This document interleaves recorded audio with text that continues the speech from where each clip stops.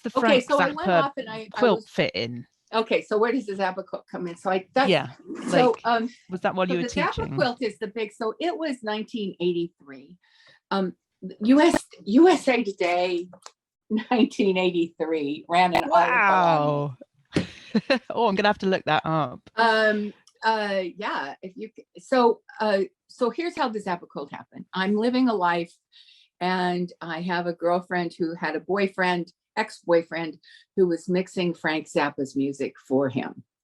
And Frank came to the university near us on tour, and the ex-boyfriend offered backstage passes.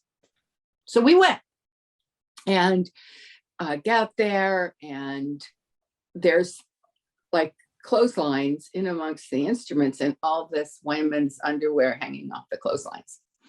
And I thought that was fascinating. So I went up and I looked at it all, and this like totally sparked my creativity.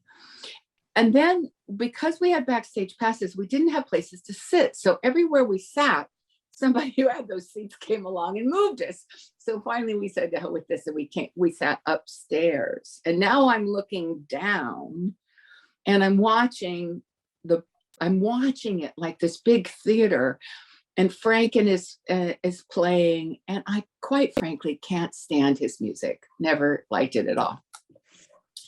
And so I'm annoyed and I'm watching. And to me, what makes the whole concert is that there are these, he starts off, he says, okay, ladies, I'm collecting underwear. I'll have it made into a quilt. And then he has women are like dancing up the aisle and throwing they're great. They're totally great. Like there's just the whole positive energy in the thing. Because this man is, anyway, I never did like him. So okay, I'm sitting there and I'm thinking, I had a girlfriend who made a quilt. Took her about a year, a big soft sculpture quilt. Okay, I could do that. Well, I want to be famous. That was my drill. I want to be a famous artist. So if I'm going to get a piece done by Frank Zappa, there's a good chance that could be the thing to catapult to fame. So I'll go for this. And I go backstage and I talk to the ex-boyfriend, and I say, I want to do his quilt. And he says, well, I can get you in to talk to him, but it's up to you. I have no idea. So I went in, and here's Frank, and he's all drained. And I said, I want to do your quilt. And he said, yeah, sure. He actually had no idea how he was going to get this quilt made. He was just saying to people, yeah. So anyway, I got about 4 months later, I get a telephone call saying, okay, this is Frank Zappa. I'm going to send you the underwear. Do you want me to wash it? And I said, no, I don't want you to wash it. Brilliant. And he made a big deal out of that. He put it on the back of a Tinseltown Rebellion album that I was going to make it. And it was the miasma of the whole thing because I hadn't had it washed. Right. And he gave my address on the back of the album cover.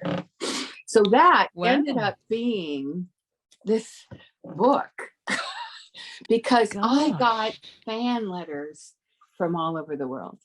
And it was this incredible thing. For a year, for 2 years, maybe even until after it opened, I would go to the mailbox and I'd have this funny envelope and there'd be something in it. There were pictures, there were notes, Zappa fans are very interesting people, and they caught on to this. And I went out, I was doing a traveling salesperson gig, and I even dropped in on some. I said, I'm going to be in your area. Would you like to meet me? And I dropped in on a few and had a few dinners and conversations. And wow, it totally, again, you see the connection. What mattered to me about this quilt was the people that made it come along. And then at the end, I'll say, so it's physically, it's 10 feet tall and about 6 feet wide. It looks like the Queen of Spades. Right. With Frank Zappa's well, I've face. seen an image of it. Okay, so I'll put an image of it on the gallery companion afterwards. So Frank Zappa's face. And I can just, let's see how much kind of show here. Looks like that. So anyway, Queen of Spades, because it had to be playful. Somebody else did the first face, red and blue, the rude side, the not rude side, crotchless panties, not crotchless panties. I mean, there's a lot of stuff. And wow. Thinking about something that we said in yesterday's meeting about what the influence art historians have on art. Marcel Duchamp's ready-mades, there's one that when he was putting it together, a friend came in and put something inside of it and it rattles. And the art historians don't know what it is that rattles. And so that was one of the stories in my art classes that they told about this otherwise pretty innocuous piece that's two pieces of wood and a ball of string in the middle with some coverings. But so, okay, so I gave the art historians something to talk about with this piece.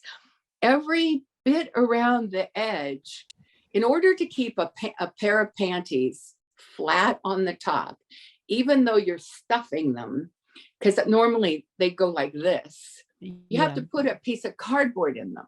So I was traveling and I'd be working on this in between times, and I'd meet people and I'd give them a piece of cardboard and I'd say, this is going to be made into a quilt for Frank Zappa. Write anything you want on this cardboard.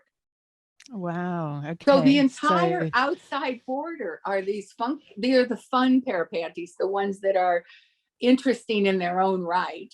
And they have secret messages.